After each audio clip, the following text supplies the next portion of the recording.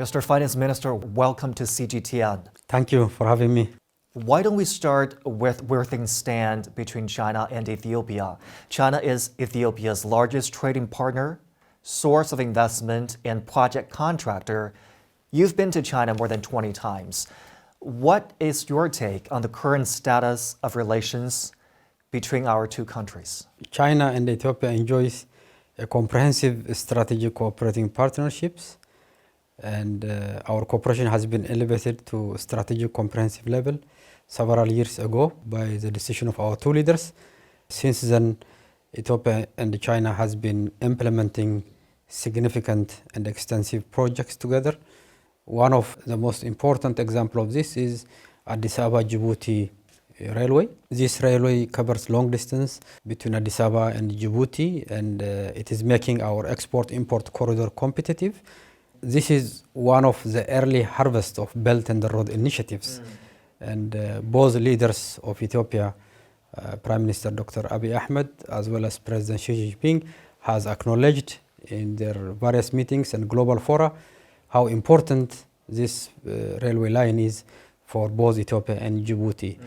It's a classical example of regional infrastructure development connecting Ethiopia to Djibouti. It is one of the best examples of Africa-China cooperation, which is based on win-win, mutually benefiting cooperations. I do want to follow up on those infrastructure projects you mentioned under the Belt and Road Initiative. Can you help us understand their benefits to the Ethiopian people? And is Ethiopia looking to expand cooperation under the Belt and Road Initiative with China? The projects that has been implemented under the Belt and Road Initiatives are all beneficial. First of all, they are creating significant infrastructural asset for the country, both in transport, in energy, in urban development, in water supply schemes, and also on manufacturing like sugar and industrial park development.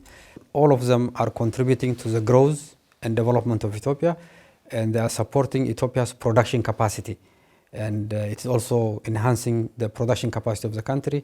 It's making the country competitive to attract investment from all over the world. Therefore, they are very beneficial and very good. And Ethiopia is looking forward to advance, deepen, and sustain the strategic cooperation with China. The newly appointed Foreign Minister of China has visited Ethiopia. He has an extensive discussion with our Prime Minister, Dr. Abiy Ahmed. A consensus has been reached that a high-level delegation will be sent to Beijing to advance the cooperation between our two countries. That's why I'm leading a senior delegation to Beijing. Let's talk about the purpose of your trip this time to China. You're here to brief the Chinese business community about investment opportunities in Ethiopia, one of the fastest growing economies in the last decade, not just in Africa, but in the world. What is the investment potential here? With a population of 120 million in Ethiopia, with the fastest growing economy, as well as ongoing economic reform and deepening of economic reform, Ethiopia offers a comprehensive investment opportunity for international investors. Chinese investors are one of the major investors in Ethiopia in various areas, would like to consolidate those investments, would like to attract many more investment from China. And Ethiopia is also looking forward to attract all investors from all over the world. We have a significant natural resource base. In the past, we have invested a lot on infrastructure development, on human capacity development, and we are transforming in our institutions so that they are favorable to facilitate investment. The ease of doing business has been taken very seriously, particularly by our Prime Minister. The commitment of the leadership, the young population, a competitive energy price in Ethiopia, competitive land-related facilitation in Ethiopia are all suitable to attract many more investment from abroad. And particularly, we are opening up and reforming our economy for more private sector investment into Ethiopian economy. Ethiopia is one of the most economically dynamic countries in Africa. What would you say has been its unique formula of success, and how does the Ethiopian model compare to the Chinese model of economic development? We have a lot of comparative experience between Ethiopia and China. Both Ethiopia and China has civilizational history, the commitment of the leadership, the role of well-articulated policies and development plans, and the consistent implementation of those plans.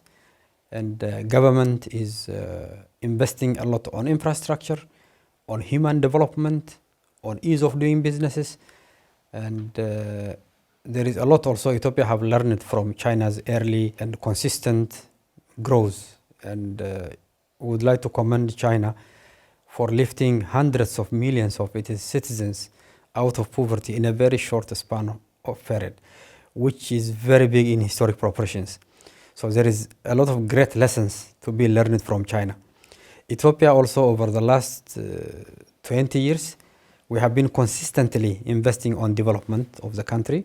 We have lifted also tens of millions of our people out of poverty, and still our 10-year development perspective plan articulates that poverty reduction is at the center of our economic development. Government will continue to invest on infrastructure, on human development, on institution building. The fundamental objective is to reduce and eliminate poverty and to advance prosperity. China will grant zero tariff treatment to 98% of taxable items originating from Ethiopia starting March 1st. How important is that for Ethiopia, and what are your expectations when that kicks off? First of all, we would like to commend to the leadership of China under President Xi Jinping for offering this zero tariff treatment for Ethiopia's taxable export items and also other countries. This shows very timely and a proper decision from the People's Republic of China to advance our cooperation. This will also facilitate export of Ethiopia to China, which is very, very important. And the investment we made in the past, the fundamental objective was to enhance our production capacity. And this new decision is fully welcomed by our Prime Minister and the government. And the companies, Ethiopian companies and international companies who are in Ethiopia will benefit from this. And as a result of this, the production capacity in Ethiopia will be enhanced. And particularly at this period, where there is multiple challenges of COVID, international price increase due to conflict in Ukraine, climate-related problems we have of drought, this will support Ethiopia's growth and development, and the solidarity the People's Republic of China has shown for this period is very useful, and we are very thankful of this. It's very interesting that China and Ethiopia are looking to work more closely on the digital economy. What does that mean for Ethiopia? In the past, one of our cooperation area was about digital economic development, and Ethio Telecom, which is the leading digital telecom service provider in the economy, was supported by financial institutions from China. And the Chinese company like Huawei, the leading company on ICT sector, and also ZTE has been involved in expansion of the infrastructure of Ethio Telecom. These two companies are playing a significant role in our telecom industry in terms of providing equipment as well as development of the telecom infrastructure. And through Huawei as well, there has been a lot of services provided in terms of digital services. Now, as we are working on digitalizing our banking sector, we are digitalizing our government service sector. The support from these two companies, the involvement of these two companies and other companies in China is very useful, and they are all visible in the Ethiopian economy. And I am confident that we will continue to work with China in terms of digital economic development. Recently, in a message to the African Union, Chinese President Xi Jinping said, and I quote, "Cooperation between China and Africa is moving steadily forward in an all-round, multi-tiered, and high-quality fashion, which takes the lead in international collaboration with Africa." Can you share with us your thoughts on the significance and prospects of China-Africa relations? China-Africa relations is growing very big, and it's becoming very comprehensive. Ethiopia is a testimony, is and a model when it comes to China-Africa cooperations. The development of infrastructure as a result of our cooperation, the promotion of industrial development as a result of our cooperation, the attractions of many more Chinese investors in Ethiopia and also project contractors are testimony to the increase in the volume of our cooperation. In the quality of our cooperation, the quality of assets we have created as a result of this cooperation is very significant in terms of skill development, experience sharing, technical support in agriculture, in health. Health is also very, very important. And China is also moving forward. In addition to economic cooperation, the solidarity for peace and security in Africa is also very important. And the new initiative by His Excellency President Xi Jinping of Global Development Initiatives, at its center is about development.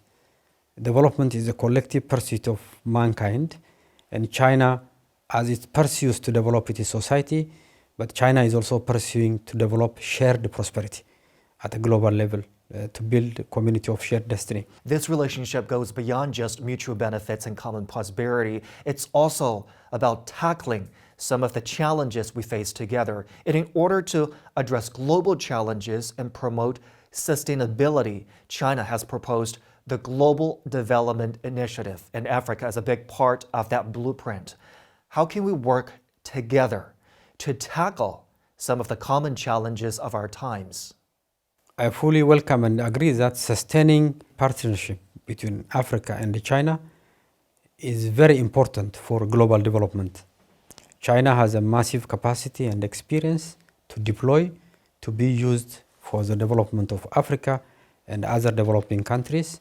And we do believe that global solidarity is needed for global development. And particularly, countries in Africa has multiple vulnerabilities. Poverty is very high. Therefore, development should be at the center of global agenda. And China is promoting and championing global development and development of the South, development of African countries to be given greater attention, greater support internationally. And China is also willing and committed to play its role.